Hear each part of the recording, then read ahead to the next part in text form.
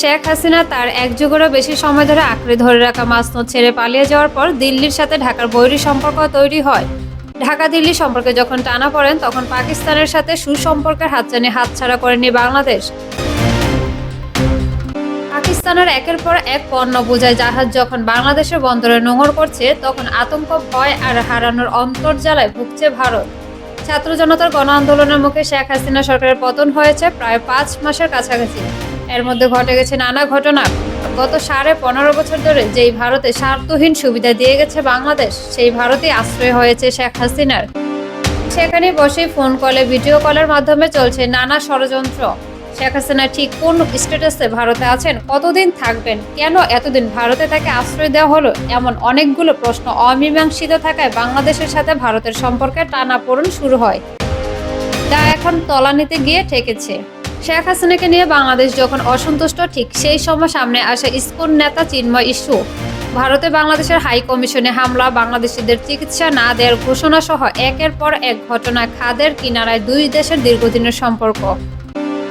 গত 15.5 বছর বেশি সময় ভারতকে প্রভুর মতো ভয় পেত আওয়ামী লীগ। আজ বাংলাদেশ যখন মাথা উঁচু করে দাঁড়াতে চাইছে, ঠিক তখনই চক্ষুশূল ভারতের নানাভাবে দাবাইয়ে রাখার চেষ্টা তাদের। তবে চোখ রাঙানি অপেক্ষা করে যখন পাকিস্তানের পণ্যবাহী জাহাজ বাংলাদেশে আসে, তখন থেকেই ঘুম হারাম ভারতের।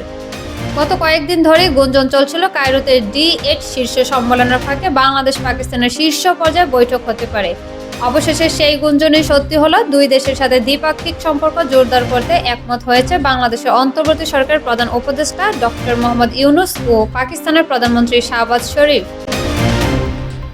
বৃহস্পতিবার কায়রোতে D8 শীর্ষ সম্মেলনের ফাঁকে প্রধান উপদেষ্টা ডক্টর ইউনূসের সঙ্গে পাকিস্তানের প্রধানমন্ত্রী শাহবাজ শরীফের দ্বিপাক্ষিক বৈঠক অনুষ্ঠিত হয়েছে। এর আগে মিশরের রাজধানী কায়রোতে প্রধান উপদেষ্টা অধ্যাপক ইউনূসের সঙ্গে সাক্ষাৎ হয়েছে মালয়েশিয়ার উচ্চশিক্ষা বিষয়ক মন্ত্রী ডক্টর জাম্বুরি আব্দুল কাদিরের সঙ্গে। সম্মেলনে ডক্টর ইউনূসের সঙ্গে ইরানের প্রেসিডেন্ট মাসুদ পেজিশিয়ান, তুরস্কের প্রেসিডেন্ট রিসেপ তাইয়েপ এরদোয়ান, ইন্দোনেশিয়ার প্রেসিডেন্ট রাবু সুবিয়ান্ত, পাকিস্তানের প্রধানমন্ত্রী শাহবাজ শরীফ এবং মিশরের president Abdul Fattah al CC উপস্থিত রয়েছেন। সেখানে পাকিস্তানের প্রধানমন্ত্রী শাহবাজ শরীফের সঙ্গে তার এই বৈঠক হলো। এই বৈঠক নিয়ে বাংলাদেশ পাকিস্তানের মধ্যে যেমন আগ্রহ রয়েছে, ঠিক তেমনই আগ্রহ রয়েছে ভারতেরও।